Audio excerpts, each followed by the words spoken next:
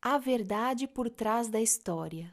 Eu ainda tinha perguntas a fazer ao Dr. Hughlem. Ele não tinha me contado toda a história a respeito do seu trabalho no hospital psiquiátrico. Você nunca viu os pacientes? Perguntei de novo certo dia. Nunca? Eu os via no corredor, mas nunca os atendi como pacientes no meu consultório, respondeu ele. Certa vez um deles me disse: Você sabe que eu poderia matá-lo. Aposto que você poderia fazer um bom trabalho, repliquei. O Dr. Hughlem prosseguiu dizendo: Quando comecei a trabalhar com os criminosos com problemas mentais no hospital estadual, tínhamos 3 ou 4 ataques importantes por dia entre os pacientes. Naquela época, havia mais ou menos 30 pacientes na ala. As pessoas eram algemadas, colocadas no isolamento ou ficavam restritas à ala. Os médicos e as enfermeiras andavam pelos corredores de costas para a parede, com medo de serem atacados. Depois de apenas alguns meses de limpeza, testemunhamos uma mudança completa para melhor. As algemas e o isolamento foram eliminados e as pessoas tiveram permissão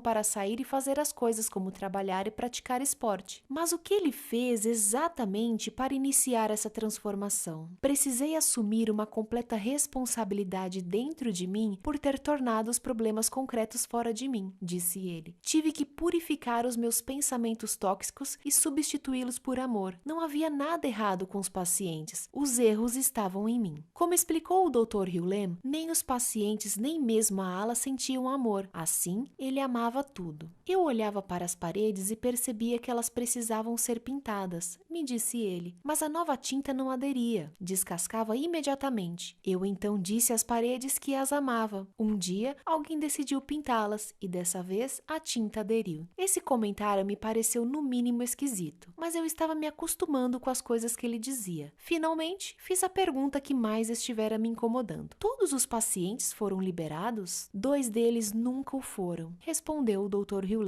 Foram transferidos para outro lugar. De resto, a ala inteira ficou curada. Ele então acrescentou algo que verdadeiramente me ajudou a compreender o poder do que ele fizera. Se você quiser saber como eram as coisas durante aqueles anos, escreva para Oma Kaokala Hamaguchi. Ela trabalhou como assistente social no período em que estive lá. Segui o conselho dele. Ela escreveu o seguinte para mim: Caro Joey, obrigada por esta oportunidade. Quero que você saiba que estou escrevendo em colaboração com um assistente social que trabalhou na unidade com o Dr. Hughlem. Fui a assistente social designada para a recém-inaugurada unidade forense no Hospital Psiquiátrico Estadual do Havaí. Essa unidade se chamava Unidade de Segurança Intensiva Fechada. Ela abrigava pacientes detentos que frequentemente haviam cometido delitos graves e monstruosos, como assassinato, estupro, agressão, assalto, assédio e combinações desses delitos, e também tinham sido diagnosticados com graves distúrbios mentais ou com possibilidade de tê-los. Alguns dos pacientes detentos tinham sido inocentados dos seus crimes por motivo de insanidade e condenados a permanecer naquele local. Outros eram completamente psicóticos e necessitavam de tratamento. E outros ainda estavam lá para serem examinados e avaliados para que fosse determinada a sua aptidão para prosseguir, ou seja, se eram capazes de compreender as acusações feitas contra eles e participar da própria defesa. Alguns eram esquizofrênicos,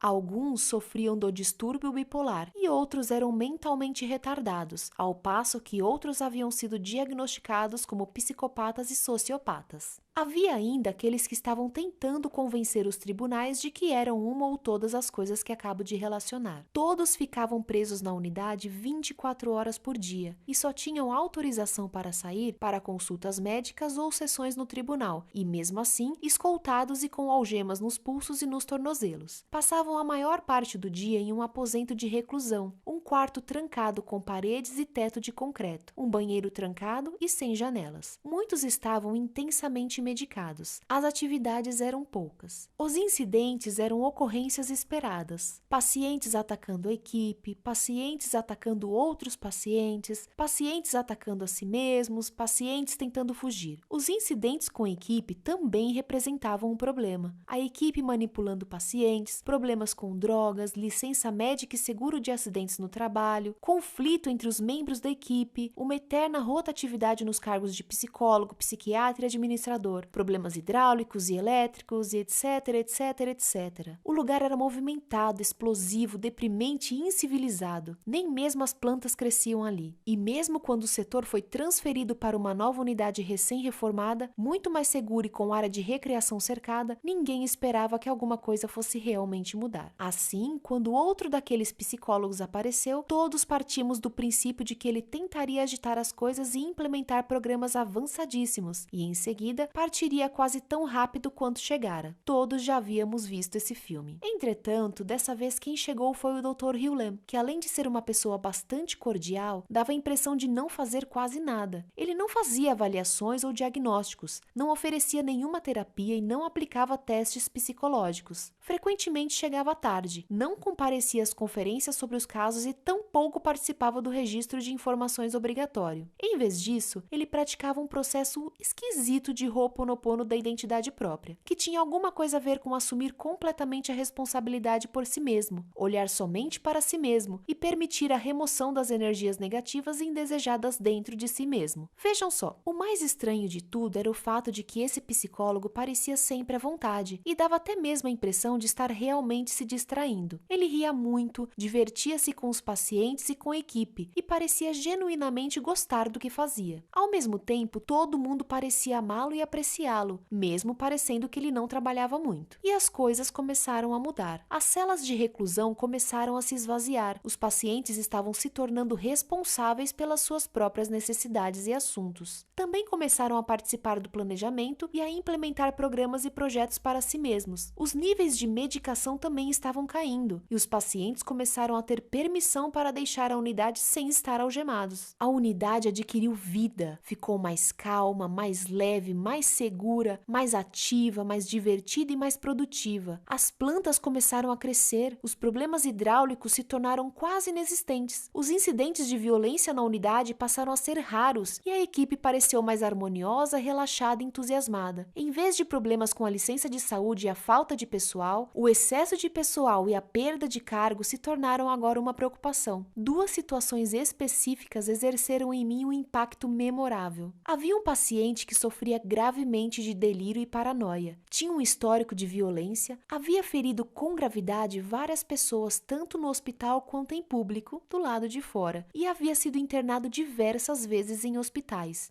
Ele foi enviado dessa vez para a unidade de segurança intensiva fechada por ter cometido um crime. Eu morria de medo dele. O cabelo na minha nuca ficava em pé sempre que ele estava por perto. Foi então que, para minha grande surpresa, 1 ou 2 anos depois de o Dr. Hughlem ter aparecido, dei com ele caminhando na minha direção, escoltado e sem algemas. E não senti nenhum arrepio na nuca. Eu me senti como se estivesse apenas observando, sem fazer nenhum julgamento ou até mesmo quando passamos um pelo outro com o nosso ombro quase se tocando. A minha reação habitual de estar pronta para correr não se manifestou. Na realidade, reparei que ele parecia calmo. Eu não estava mais trabalhando na unidade naquela ocasião, mas eu tinha que descobrir o que havia acontecido. Soube que ele já estava fora da cela de reclusão e sem usar algemas havia algum tempo. E a única explicação era que alguns membros da equipe estavam praticando o Ho'oponopono que o Dr. Hughlem compartilhara com eles. A outra situação teve lugar enquanto eu estava assistindo ao noticiário na televisão. Eu tinha tirado um dia de folga para cuidar da minha saúde mental, ficando afastada do trabalho e relaxando. O comparecimento ao tribunal de um paciente da unidade que havia molestado e assassinado uma menina de 3 ou 4 anos de idade apareceu nas notícias. Esse paciente fora hospitalizado por ter sido considerado incapaz de se defender das acusações apresentadas contra ele. Ele foi examinado e avaliado por vários psiquiatras e psicólogos e recebeu uma série de diagnósticos que naquela época provavelmente teriam conseguido inocentá-lo por motivo de insanidade. Ele não teria tido que ir para a prisão e teria ficado confinado ao ambiente menos restritivo do hospital estadual, com a chance de uma liberdade condicional. O Dr. Hughlem havia interagido com esse paciente que, com o tempo, pediu que lhe ensinassem o processo do Ho'oponopono da identidade própria. Ao que consta, ele praticou de forma muito persistente e regular, compatível com a sua condição de ex-oficial dos fuzileiros navais. A essa altura, ele fora fora considerado apto para se defender, e foi então marcada uma audiência no tribunal para que ele fizesse a sua contestação. Embora quase todos os prisioneiros e seus advogados houvessem optado por se declarar inocentes por motivo de insanidade, e provavelmente sempre o fariam, não foi o que esse paciente fez. Na véspera do dia em que estava marcado seu comparecimento ao tribunal, ele dispensou o advogado. Na tarde seguinte, ele se postou no tribunal diante do juiz e proclamou com humildade e remorso: "Sou responsável e lamento o que fiz." Ninguém esperava por isso. O juiz levou alguns instantes para entender o que acabara de acontecer. Eu jogara tênis com o Dr. Hugh Lamb e esse homem em 2 ou 3 ocasiões, e embora o paciente tivesse sido extremamente educado e atencioso, eu o tinha julgado. No entanto, naquele momento, senti apenas ternura e amor por ele, bem como uma enorme mudança em toda a sala do tribunal. O tom de voz do juiz e dos advogados era agora suave, e todos os que o cercavam pareciam estar olhando para ele com um sorriso afetuoso. Foi um momento importante. Assim, quando o Dr. Hugh Lamb perguntou certa tarde se alguns de nós gostaríamos de saber mais a respeito desse Ho'oponopono depois do jogo de tênis, aceitei de imediato, esperando ansiosa que o jogo começasse e acabasse. Quase 20 anos se passaram e ainda tenho profunda admiração pelo que vim a saber depois que era a divindade atuando através do Dr. Hugh Lamb no Hawaii State Hospital. Sou eternamente grata ao Dr. Hugh Lamb e ao processo esquisito que ele trouxe consigo. A propósito, caso você esteja querendo saber, esse paciente foi considerado simplesmente culpado, sem nenhum atenuante devido à possível doença mental, tendo sido, de certa maneira, recompensado pelo juiz que atendeu ao seu pedido de cumprir a pena em uma penitenciária federal no seu estado natal, onde poderia ficar perto da esposa e dos filhos. Além disso, embora quase 20 anos tenham se passado, recebi um telefonema esta manhã da antiga secretária da unidade que queria saber se o Dr. Hugh Lamb estaria disponível em um futuro próximo para se reunir com alguns membros da antiga equipe, cuja maioria está aposentada. Vamos nos reunir com eles daqui a algumas semanas. Quem sabe o que poderá acontecer? Ficarei com as antenas ligadas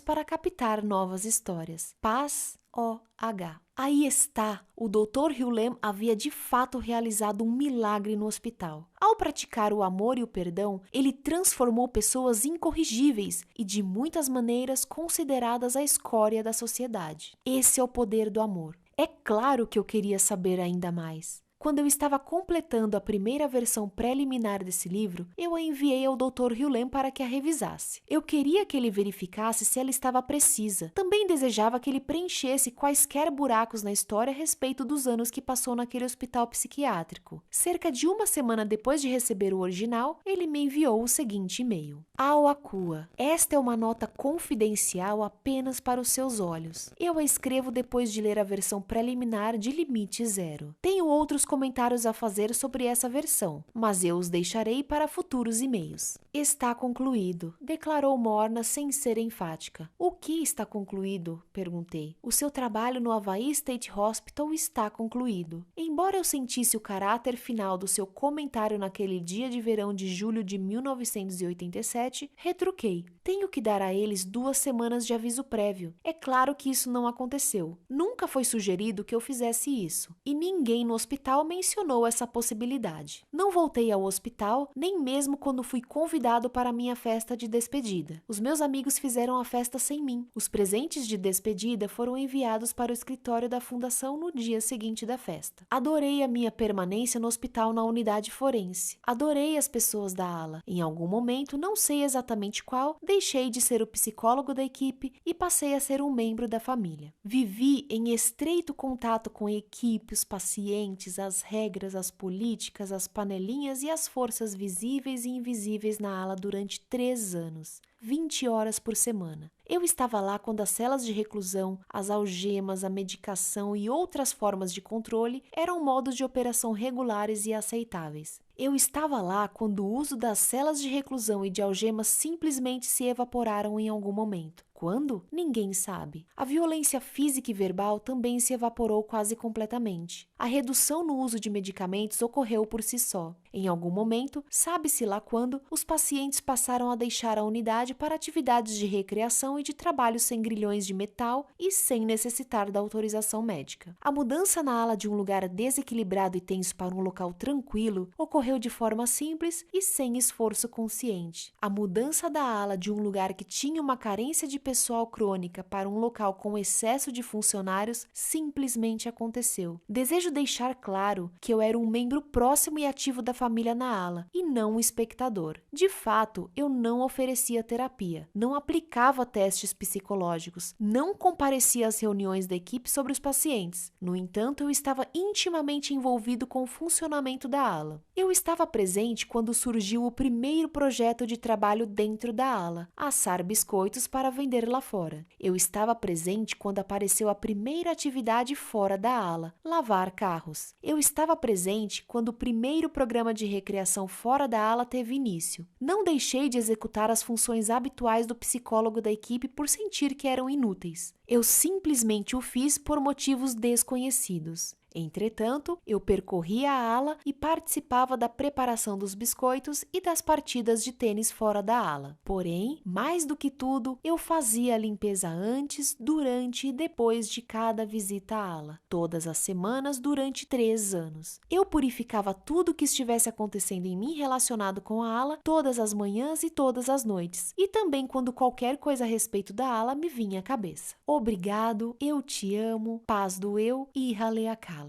Adorei esse esclarecimento adicional. Ao mesmo tempo que revelou humildade da parte do Dr. Hughlem, também ajudou a explicar o que ele fez e o que não fez enquanto estava a serviço do hospital. Escrevi para ele e pedi a sua permissão para incluir neste livro o e-mail que ele me enviou, para que eu pudesse compartilhá-lo com os leitores. Ele respondeu com uma única palavra, a que eu esperava que ele escrevesse. Sim, o meu aprendizado com esse homem incrível ainda não terminou. Decidimos que começaríamos a oferecer seminários juntos, e é claro que seríamos coautores deste livro, mas pelo menos agora eu tinha a história completa a respeito de como ele ajudou a curar uma ala inteira de criminosos que sofriam de doenças mentais. Ele fez isso como faz tudo o mais, trabalhando em si mesmo. Ele trabalha em si mesmo com 3 palavras simples: eu te amo. É claro que você e eu podemos realizar o mesmo processo. Se eu precisasse resumir em breves etapas o método modernizado da identidade própria por meio do Ho'oponopono que o Dr. Hughlem ensina, o resultado talvez fosse algo assim. 1. Fazer uma limpeza contínua. 2. Agir em função de ideias e oportunidades que surgem no nosso caminho. 3. Fazer uma limpeza contínua. É isso aí. Esse talvez seja o caminho mais curto para o sucesso jamais criado. Talvez seja o caminho de menor resistência. Talvez seja o caminho mais direto para o estado zero. E tudo começa e termina com uma frase mágica: eu te amo. Essa é a maneira de penetrar a zona de limite zero. E sim, eu te amo.